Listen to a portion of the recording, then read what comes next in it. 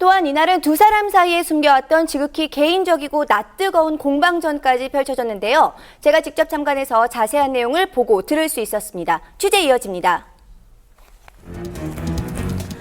결혼 2년 만에 파경을 맞은 류시원 부부.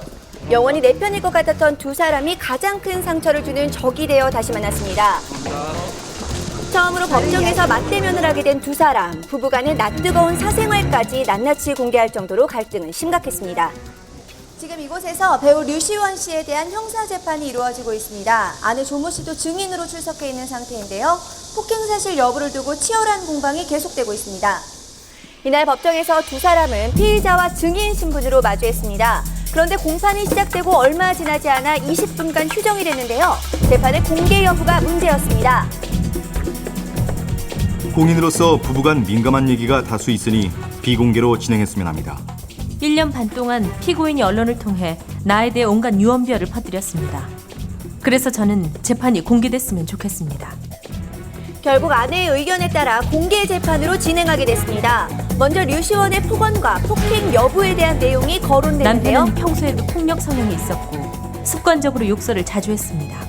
그날도 나에게 폭언을 하며 뺨과 머리를 쳤습니다. 조모 씨는 부부싸움 중에 녹음한 파일을 증거로 제출을 했는데요. 여기엔 내가 웃음냐, 까불지 마라 등 폭언을 하는 류시원의 목소리가 담겨져 있었습니다.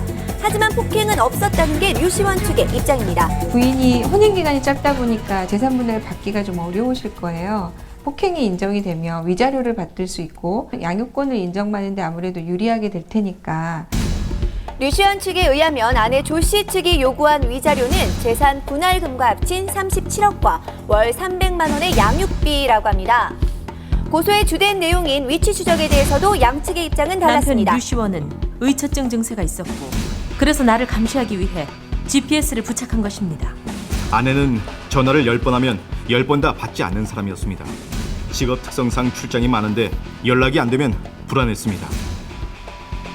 조 씨는 류시원의 의처증을 류시원은 조 씨가 가정에 소홀한 것을 문제 삼았는데요. 류시원은 아내가 보낸 휴대전화 동영상을 증거물로 아이가 보고 제출했습니다. 싶다고 했더니 휴대전화 동영상으로 아이가 자지러지게 우는 모습을 40초 동안 보여줬습니다. 그래서 집으로 달려왔더니 나와 아이를 두고 새벽에 집을 나가더군요. 아이를 달래느라 전화를 못 받았다고 하는데 남편은 믿지 않았습니다. 그래서 아이가 우는 걸 찍어서 보냈습니다. 그리고 남편이 집을 나가라고 해서 저는 친정으로 간 겁니다. 남편은 내가 뭘 한다고 해도 믿지 않는 사람이었습니다.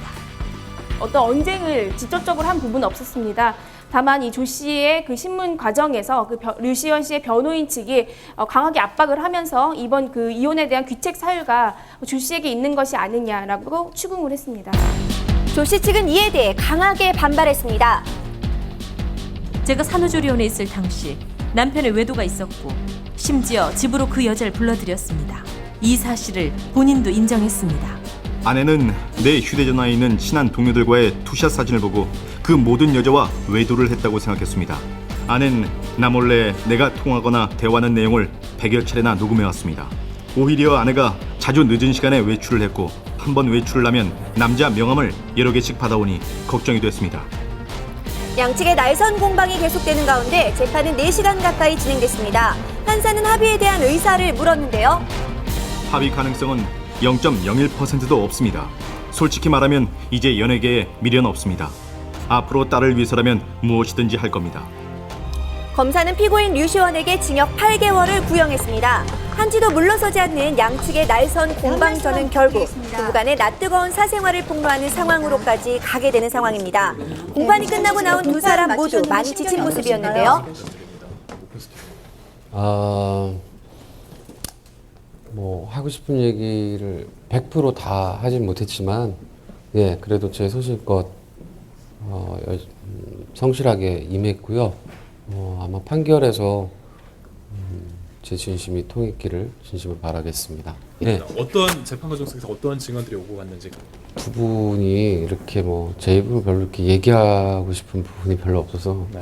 예, 어찌됐든 하고 싶은 얘기 너무 많지만 자제하고 있고 굉장히 힘들지만 버티고 있으니까요. 결과 나올 때까지는 좀 우리 언론 기자님들도 조금 자제를 좀 해주셨으면 좋겠습니다. 저의 딸과 제 가족을 위해서 감사합니다.